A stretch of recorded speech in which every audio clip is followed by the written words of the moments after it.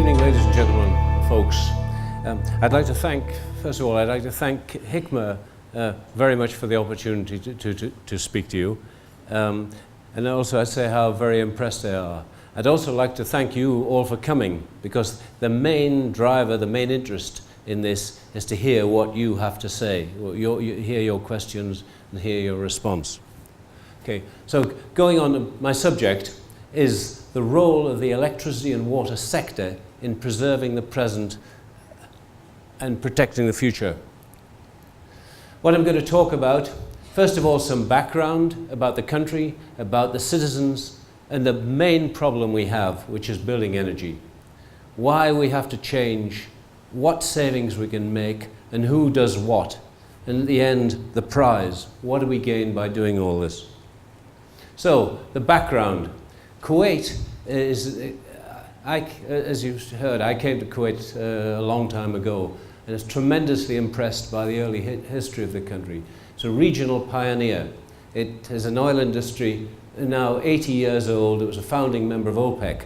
But even at that time, it recognized, it had showed remarkable foresight that oil was a transient, to prepare for the future. So it founded the world's first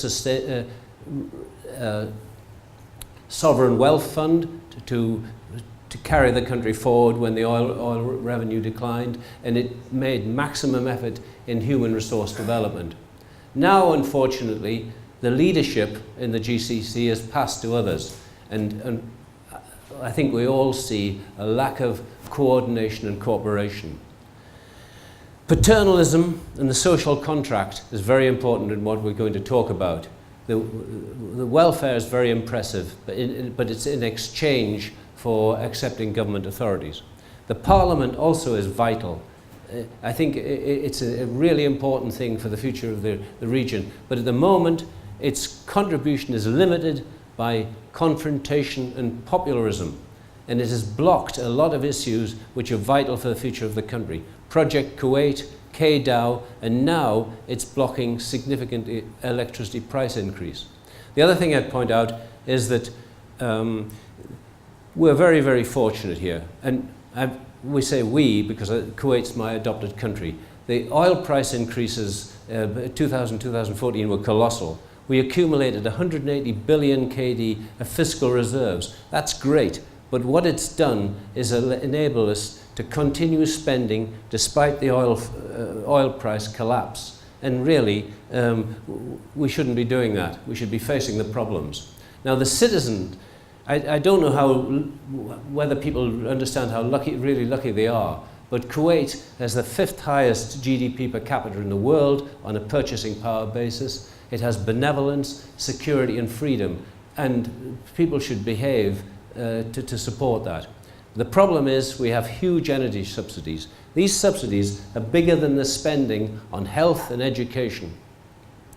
And their intention was to stimulate the industry, but the fact that they were passed on to the public is the center of our problem. It's bad policy. It's socially misdirected. It benefits the wealthy. It excludes the main initiative for saving, which is obviously cost. But it's locked into the culture. Another problem is that because of the government's policy of continuing to spend, I think the obligation to sustainability of the population is not there at the moment. Now, talking about the main problem, building energy. All the buildings in Kuwait are massively oversized and underoccupied. The industry is broadly indifferent to efficiency. Air conditioning in most buildings is oversized. They're built at minimum first cost, not lifetime cost. And the codes are difficult to enforce. The operation ranges from unconcerned to gross waste. People will go on holiday and leave their AC on. Now, coming to Kuwait houses, we see, is this thing here, is that a house or a hotel? It's got multiple floors and it's got flats in it. Typically, these houses are more than twice as big as they're needed for a typical family. The other thing, as you notice, they're environmentally unsuitable. And that's made possible because of huge amounts of AC power. And we've rejected the culture. If you go to Cordoba, the passive cooling and the environmental suitability of the buildings is breathtaking. Okay, the result of this, 50% of the energy in the country, more than 50, goes to electricity and water. We have the highest per capita consumption in the GCC, and under business as usual, that will increase by 100% for electricity and 50% by water. I see estimates of that type coming out of all sorts of government bodies. 70% of the electrical energy goes to buildings, which it's predominantly residential. And this is not related to wealth creation. It's just a very energy inefficient economy. Why do we have to change? Well, in last year, the situation changed dramatically, and I think forever. World energy demand is reducing. In the medium term, the countries we hoped for growth, like China and India, they're slowing. In the long term, consumer efficiency, alternatives to oil, response to climate change will all reduce demand. On the other side of the equation, the supply is increasing. We've all heard about shale oil. We know that Iran is going to require to put more oil on the market. Iraq will put more oil on the market. Libya later, when it sorts itself out. In the long term, unconventional oil is widespread. I had a map in here showing it all over the world. And the point is, if the oil price goes up above $60 a barrel, all of this comes back in again. So we are looking at a reduced market. So the effect on Kuwait, we have a combination of lower exports and lower oil prices. Quite what that combination is depends on the oil market. Meanwhile, we have energy consumption, which is equivalent to 0.8, this is in 2030, will be equivalent to 0.8 million barrels a day for electricity and water, and transport is 0.3. So we're looking at 35% of probable production capacity. So we have a continued loss of oil income, sustained deficits, depletion of the sovereign wealth funds. And what I'm going to talk about is that sustainable energy policy can avoid most of the growth. It can halve that 0.8 resulting from energy demand for electricity and water. Are we ready to change for the future? The point is we have the highest hydrocarbon dependence in the GCC, and we're the least ready for diversification. That comment comes from checking international rankings on ease of doing business, quality of energy price. And so now we look at the national development plans. What are they doing? They increase oil capacity in an oversupplied market. They create infrastructure, but they're not creating alternative revenue. The real diversification problem is a long and uncertain journey. Human resource development. You folks, the country depends on you. Increasing private sector contribution. Foreign investment, bringing in technology and skill transfer. Now, what is the contribution of the electricity and water sector? It can delay the problem. It can reduce domestic energy consumption, reduce the loss of revenue and reserves, and it can increase human development and diversification. It's one of the strongest and most immediate sources of diversification. Now this diagram, I struggled with this because as to how to present it simply. What it does is it shows the various sections of consumption measured against the national energy production. So for existing buildings, as the situation is at the moment, about 9% of national energy production will go to existing buildings, and so on down the chain. And what you see is that the brown bit at the bottom is what you're left with after feasible savings. The coloured bit at the top, the different coloured bit, is the possible savings.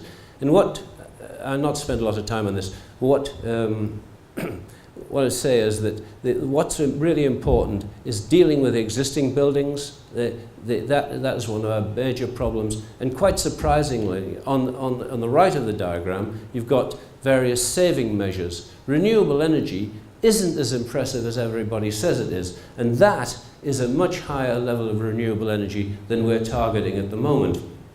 So, what do we have? We need to work on this. We need national coordination across the whole chain. All of these things are part of it. There are no magic bullets. We've got to get on with it, and we're not. And it's a long, hard journey. So, what's the role of government?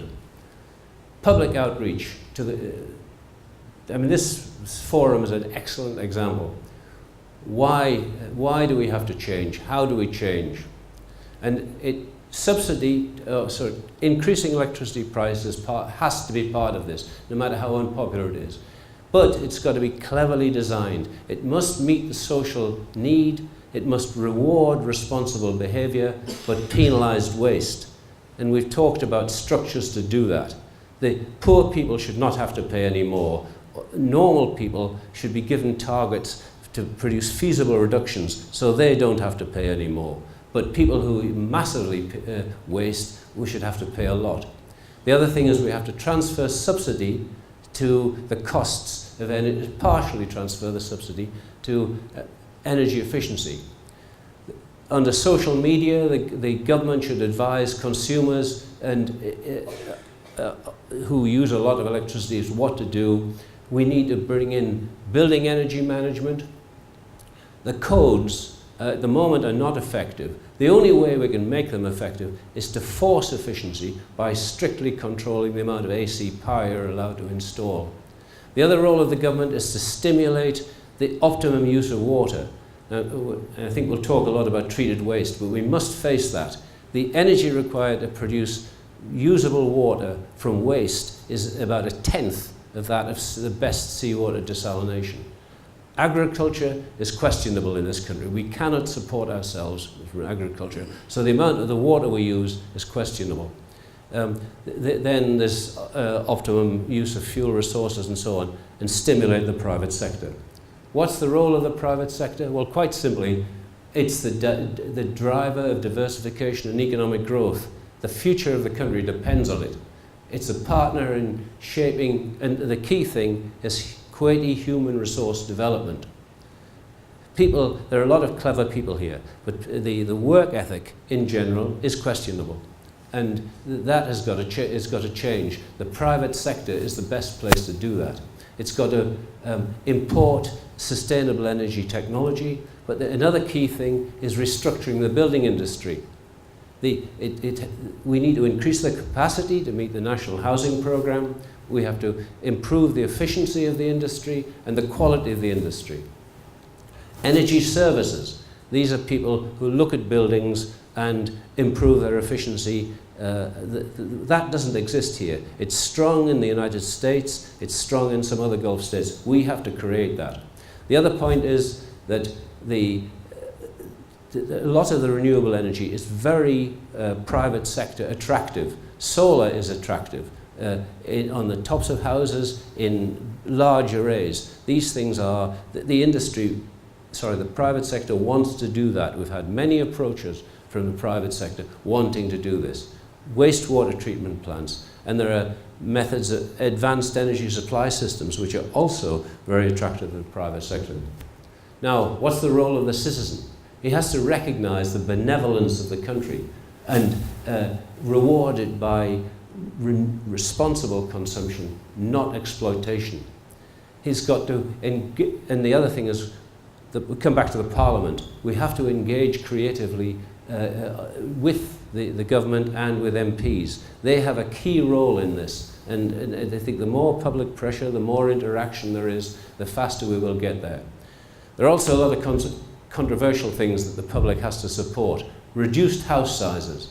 Apartments are much more energy efficient than houses, and if we're realistic, a married couple with a few kids are better off in a flat than a house. It's much easier, the life is much more convenient.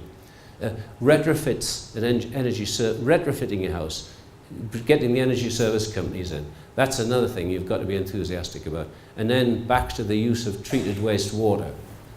Accept PV on your roof. The other thing is we endlessly see servants wasting water. I go for walks and see people standing, talking, spraying water on the ground, or standing, talking, spraying water in a car. We have got to take responsibility for the people who work for us and stop that. And also, the best way to learn is kids. We talk to kids about this sort of thing. Now, the other thing is be a responsible consumer. All of this is easy, it's obvious, if you think about it. It's too cold in here now. Most houses you visit, far too cold. There's a lot of research being done that said 24 centigrade is the optimum temperature. Most Kuwaiti houses are 20, 21.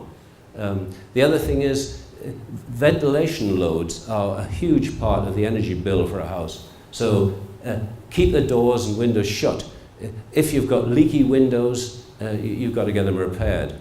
Daylighting is important. If you organize the inside of a building properly, you can maximize daylight and minimize the use of artificial light.